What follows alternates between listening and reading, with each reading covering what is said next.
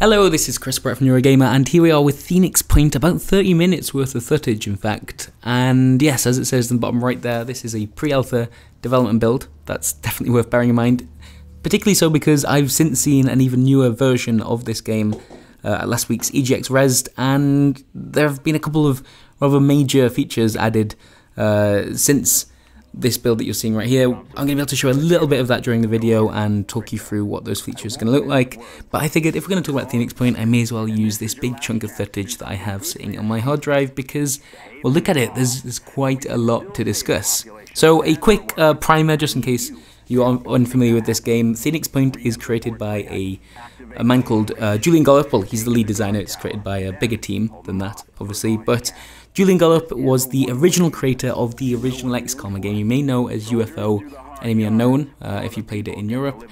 And yes, since then the XCOM franchise has now gone on to belong to a bunch of different people over the years, but it's now being worked on by a studio called Firaxis Games. So if you played XCOM Enemy Unknown, XCOM 2 more recently, that's created by those guys, completely separate deal to this.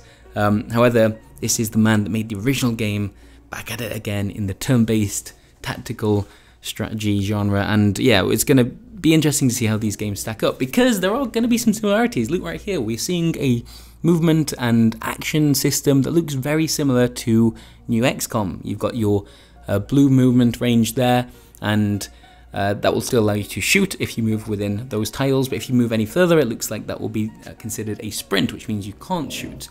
And a lot of original XCOM fans are going to bloody hate that, except that's not actually exactly what's happening, because there is in fact another system similar to time units from the original XCOM working underneath this. So what that blue sort of radius shows you right there is how far you can move and shoot when holding your light machine gun, or whatever it's called that Isaiah is currently equipped with right there. If you switched out to a pistol, you'd find that that movement range would then extend and you'd be able to move further before also being able to shoot. So this isn't based on some kind of movement stat belonging to this individual soldier.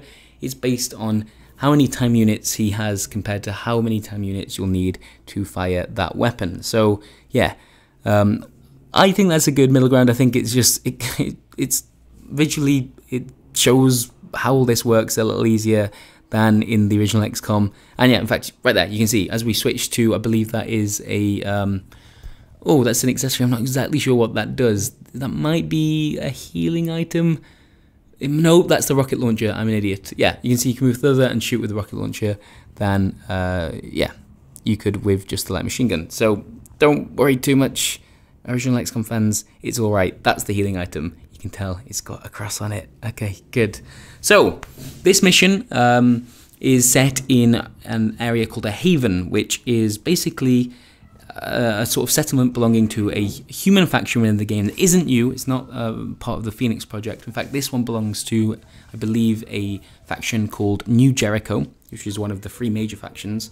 And from what I've heard, you can build different relationships with each of those three factions, and it's sort of your choice which you want to side with, which you want to sort of work against, but you probably will need to ally with at least one of these factions if you want to give the campaign a proper good go. So New Jericho, for example, are a pretty militaristic faction that tends to focus on robotics and heavy weaponry rather than but yeah, like for example, there's a faction that sort of wants to meld their own biology with that of the aliens. That's not New Jericho's jam. They like big robots and big guns.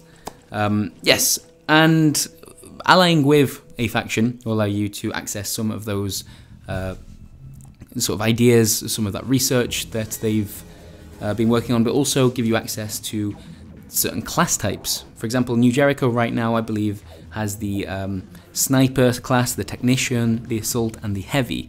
And so if you become friendly with that faction, you can gain access to those classes and sort of work them into your own soldier types. There's a multi-class system. It's not quite as straightforward as that. Very little in Phoenix Point is just as straightforward as that. There's lots and lots of different systems working together. More so than, I think, in New XCOM, at least from what we've heard so far. And yeah, so if you become friendly with New Jericho, maybe you'll want to build a sort of sniper soldier using some of the class abilities you've unlocked through that relationship. Anyway, you can see we've just moved forwards here. This isn't me playing, this footage was sent to me by someone at Snapshot Games, so you'd hope they'll be pretty good at it, we'll see.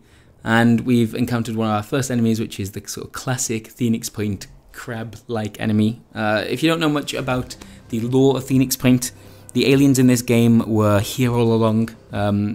It basically there's a mist that spread across the planet, and everything it touched sort of became infected in a way, and it was the oceans that were hit first, and the aliens melded their own DNA with that of the sea creatures within the various oceans, and this is the end result.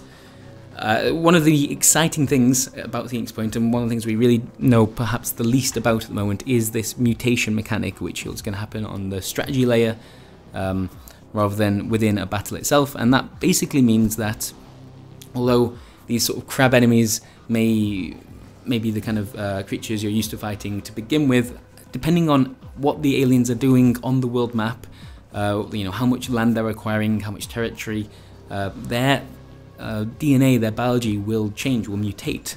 And so although they may have, for example here, their biology may be largely dependent on sea creatures, that might change as the campaign progresses and they gain more and more land.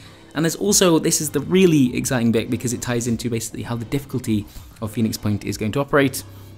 They will mutate depending on your actions. So this creature, for example, with a sort of heavy shield and a decent amount of armor, if you come up with a strategy that's really good at dealing with them, say you use, I don't know, flame weapons, for example, and you kill a lot of that enemy type successfully and effectively using flame weaponry, they might mutate and adapt to deal with that. Maybe they'll become more flame resistant, maybe they'll change their entire body structure and give them, maybe drop the shield for something more long range, who knows. Like, that is the core promise of Phoenix Point, I guess, is this ongoing mutation that responds to what's happening on the world map, also what you do within a battle as the player.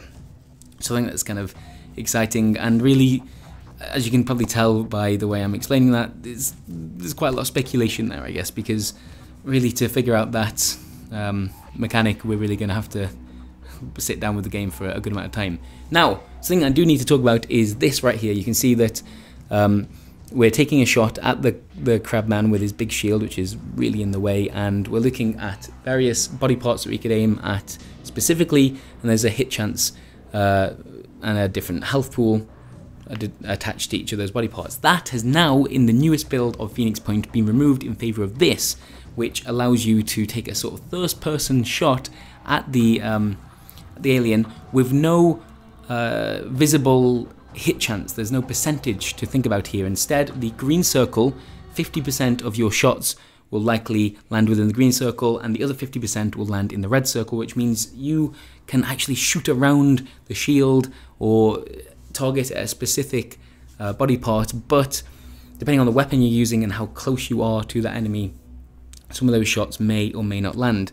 And this is a really big shift for the design of XCOM. It's not something we're used to seeing. We're used to, heavily relying on numbers that we can see right in front of us all the time. And at the moment, at least in its current stage of development, that is no longer there. This feature is going to be released in the latest backer build for Phoenix Point towards the end of April. We don't know an exact date yet, and Julian told me that they're going to be very eagerly awaiting feedback on that particular feature because it's such a massive shift for XCOM and turn-based tactical gameplay. They want to see what people make of it. I think it sounds really interesting. I think it sets this game apart from new XCOM, which is something they do need to think about. And yeah, very interested to go hands-on with that and see how it compares. Anyway, in this original footage that I have, this big chunk of footage, that feature hasn't been implemented yet, so you can see the alternative that they were playing around with, which was allowing you to use almost sort of like a VAT system from Fallout and target an individual body part and be offered a percentage hit chance that changes with each of those different shots. So I've played this demo myself actually. I found it really difficult because although you see in the top left there are a couple of objectives there, well, one core objective, which is defeat all enemies, and a couple of optional ones, which include reaching the guard tower and the control room, which I believe give some willpower advantages, bonuses if you do get there.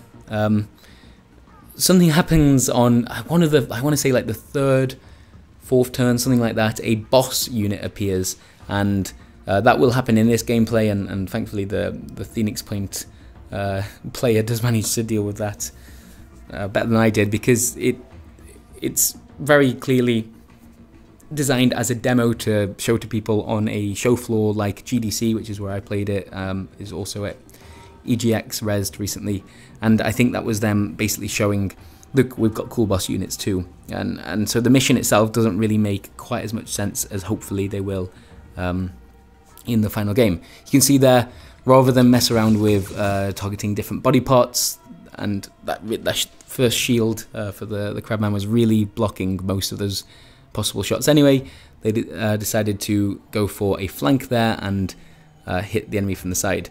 So one of the big things about Phoenix Point, from what I've seen so far, is that positioning of your units to target specific areas of an alien's body is incredibly important.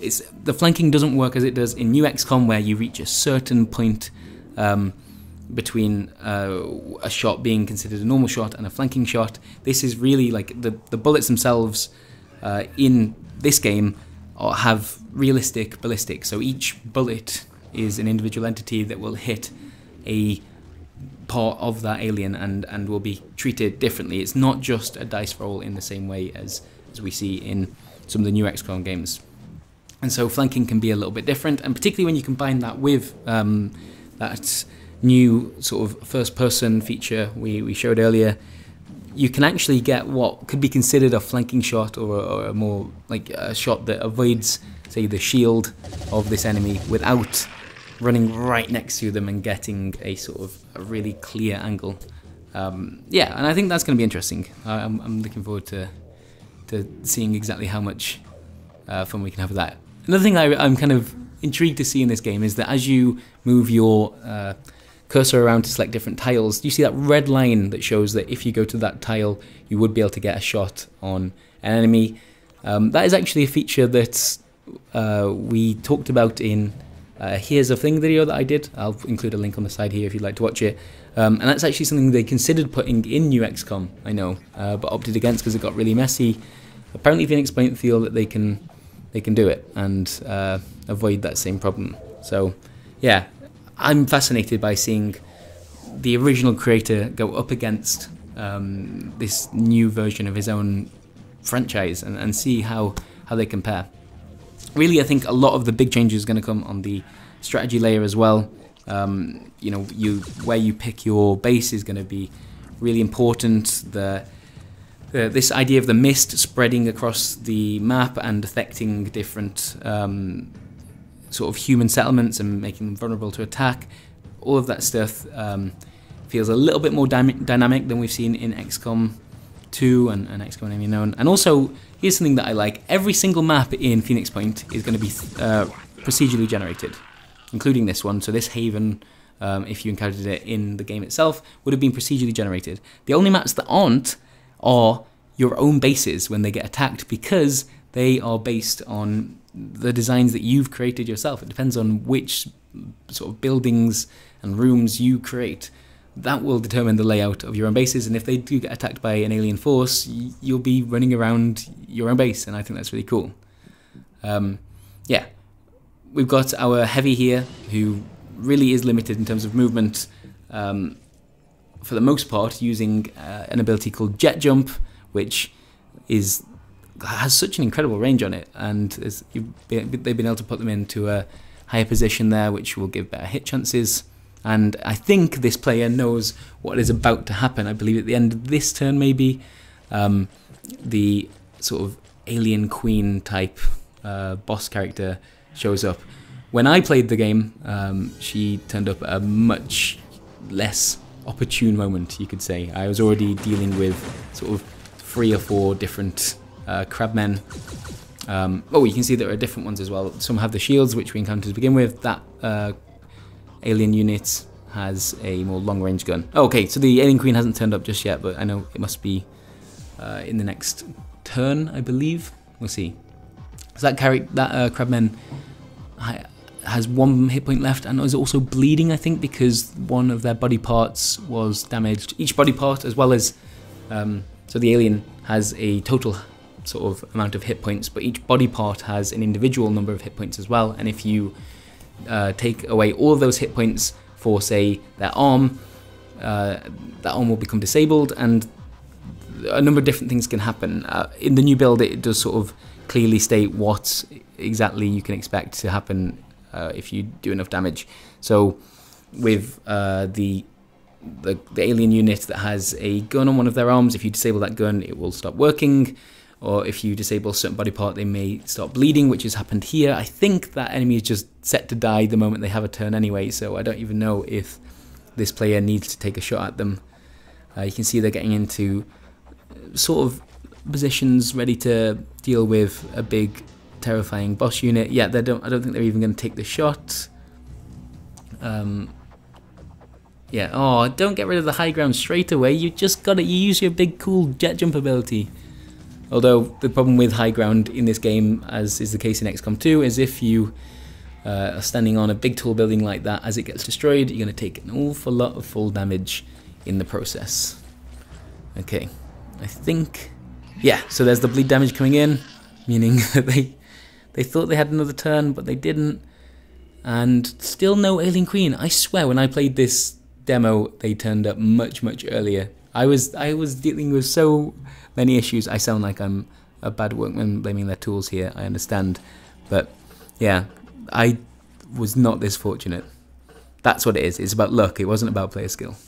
So yes, you can see by taking the God Tower there, they got a willpower buff. You use willpower for all sorts of stuff, including using abilities and moving further than you usually would be able to. It's yeah, a resource that you basically you're draining all the time, and you can only really get back by either resting for a turn or by taking an optional objective such as this. Oh yeah, sorry, so Overwatch, for example, is, you can see that will require a single point of willpower. And it looks like they're gonna be setting up for Overwatch because they've just spotted another alien unit on that rooftop, and hopefully they can try and deal with them as they move. And yeah, unfortunately this character can't Overwatch because they had to sprint to get all the way over here. Yes, there we go. The alien pushes forwards onto the roof, takes a shot at our unit in the God Tower for 2 damage, and also lost some of their armor. And we've also got another alien unit turning up in the bottom of that warehouse, taking another shot. There's our poor guy up at the top of the God Tower. I really don't think it was worth taking it for just a small willpower boost. But there we are.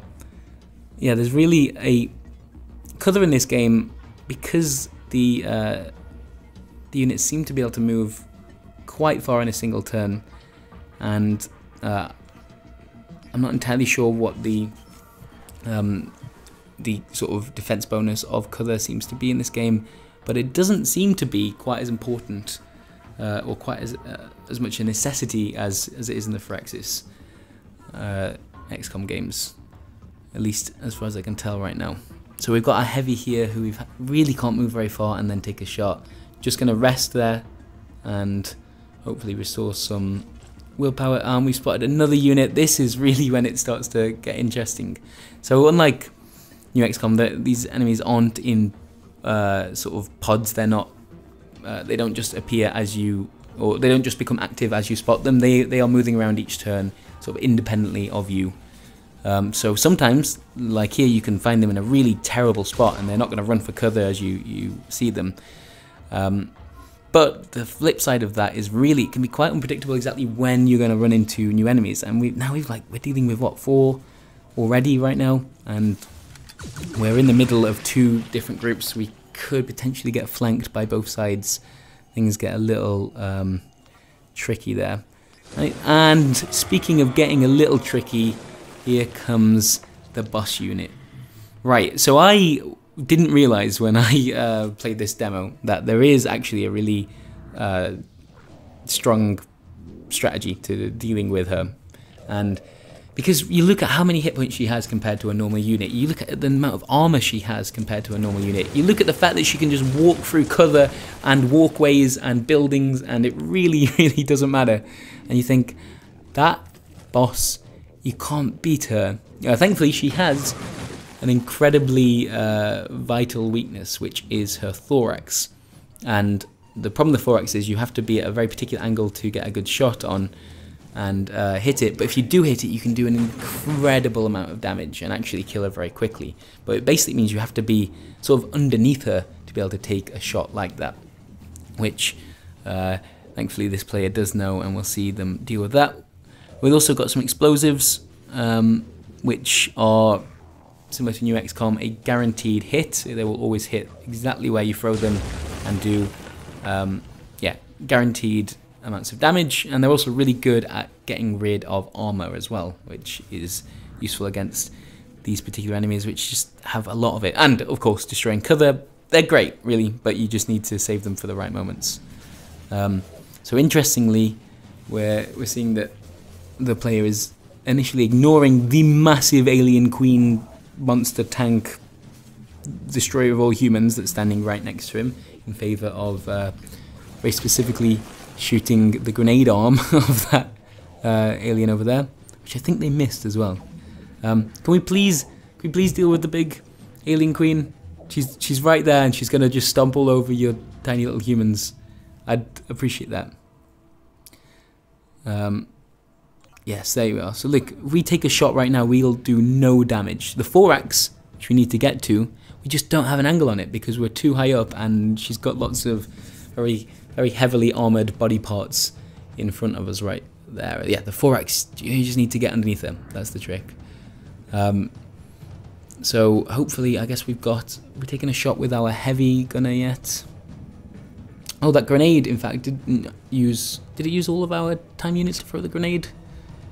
Unclear. We've got the rocket launcher that will manage to just hopefully clear a big chunk of her armor, which would certainly be useful. Yeah, she has like double the amount of armor of most of the other units in this map, and yeah, did some amount of damage, but really, look how many hit points she still has left. I'm not crazy about that.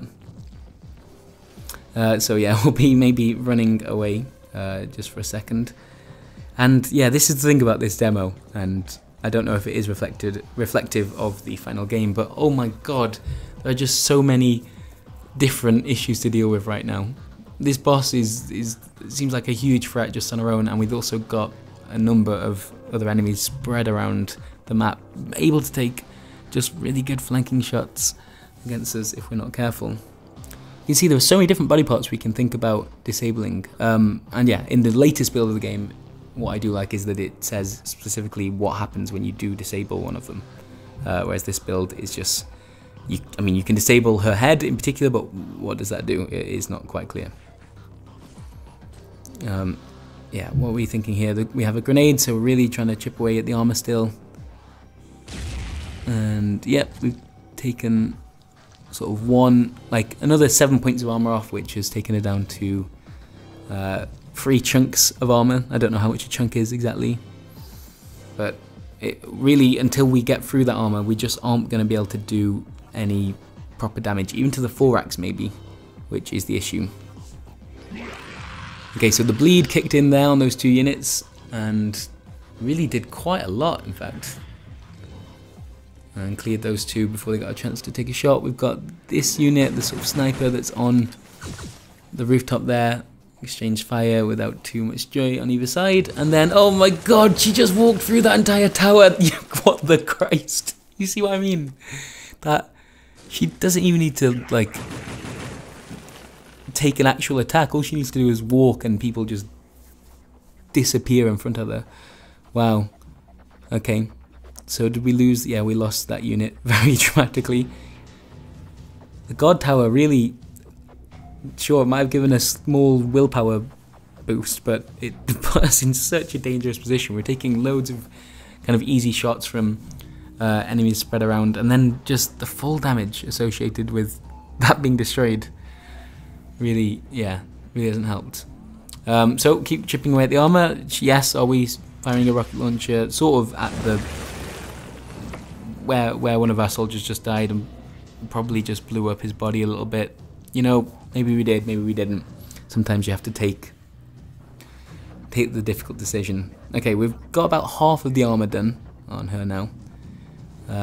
So with our sniper, if we target the thorax specifically, can we do anything? So we could chip away at the leg, but we're not going to be able to really do quite enough there, and I guess chip away at her thorax, but the armor is still cutting out a lot of the damage that we might be able to do. So take a shot, and then, unlike traditional XCOM, that isn't the end of your turn. You still have turn units left, so you can shoot first and then move with every character. Yeah, we should talk a little bit. Another feature that was added in the latest version of this game that I've seen is, or I'm not sure if it's been added yet, but it's something that they are currently working on, is that right now you have that wheel where you can swap between your different weapons easily enough, and that requires no time units whatsoever. However, there's going to be an inventory system on top of that, so each soldier will have a sort of backpack with other items in it, and to access items within your backpack rather than on your swap wheel, that will require a chunk of time units. And so yeah, that's for maybe extra med kits or things that you've picked up within the mission itself, which is going to be a thing. You may find sort of an alien cache full of items that you want to might want to be able to use against the aliens in that mission, or indeed take with you and sort of return to your base with. Oh my god, please stop destroying everything with your big spider legs. Alright, I think that's all of our rockets spent, so hopefully we can now take a shot at the thorax using our light machine gun. And look at that, yeah, we're doing 23 to 36 damage because we're firing at that particular body part, which will thankfully kill her. Yeah, I really wish someone had sort of taught me through that process whilst I was playing the demo myself, because I just saw those hit points and got very, very flustered and then died. Yeah, so turns out pro strat, go for the thorax. And now that just means we're gonna clean up a few extra enemies. I think there's just 2 left, in fact. We've got a sniper, we can take a shot at either of them. Oh no, that's our assaults, I think. Oh, it's an assault rifle. I'm not sure exactly what class this is, or even whether or not you describe this soldier as being a particular class because of the multi-class system with different skills from different skill trees. Maybe it's a mix of different things. Yeah, I think this game is looking pretty interesting. It's just there's so many systems to try and wrap your head around, and I really don't know what that's going to look like as a final game. And also, it's a smaller team than Firaxis. We do have to remember that. They don't have, though they had a lot of joy with crowdfunding through Fig, and they're working with their backer community, and Snapshot Games has grown. This is not as sort of big a project financially as something like XCOM 2, for example. Yeah, interested to see what that means for the game itself. Yeah, when we finally get hands on. And is that the last enemy left?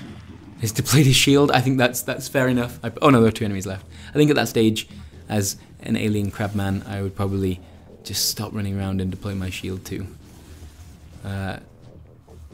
Yeah, what have we got? We're really out of a lot of our consumable items, but that should be fine. Something I do wonder about with the first-person feature we talked about earlier with the green and red circle is I wonder how often you will actually want to just take a shot, which you can do, which just say, like, I want you to shoot at the enemy and see what happens like this, without being too specific about it.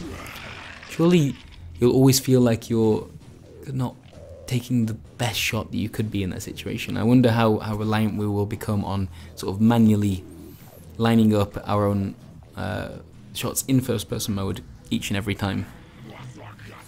Yeah, hard to know just yet. Okay, come on, Crabman. Yeah, deploy your shield. I think that's fair. It's all a bit frightening. It's all a bit much. Sorry, we killed the big alien queen lady. Alright, so that shield is blocking us from taking just a shot right here with our JP Richter. So if we get a bit of an angle, what can we do? Nope, 0 to 1 damage on account of the shield. So it looks like we're going into Overwatch and hoping that that Crabman will continue to push forwards, and we'll sort of punish him for that as he does so. Sprint forwards with the heavy. Just, yeah, that gun is amazing, but really doesn't allow for much movement at all. And yeah, another Overwatch there, which means, you know, looks like the shield, yep, still blocks that. And they've made a really ambitious move there of moving forwards about 2 tiles and then deploying their shield again. Yeah, I think it's time to throw ourselves a little grenade, isn't it? Yeah, I mean, you can deploy your shield as much as you want, but yeah, that's probably what's going to happen. And yeah, this might only do 2 damage, but that's fine. There we are. That is a full playthrough of the demo mission of Phoenix Point, still at a very early stage, still with new features being added all the time, and a new backup build is going to show some of those off at the end of this month. But I thought it might be about time to take a proper look at this next game from Julian Gollop, because I'm a massive XCOM fan, and it's the master returning to the genre he created. Exciting to see what he does with it in comparison to some of his contemporaries. Alright, if you have any questions about Phoenix Point, the discussions I've had with Julian Gollop, or the demo that you've just watched and I've played, do let me know in the comments below, and we shall see you next time. Thanks for watching. Bye.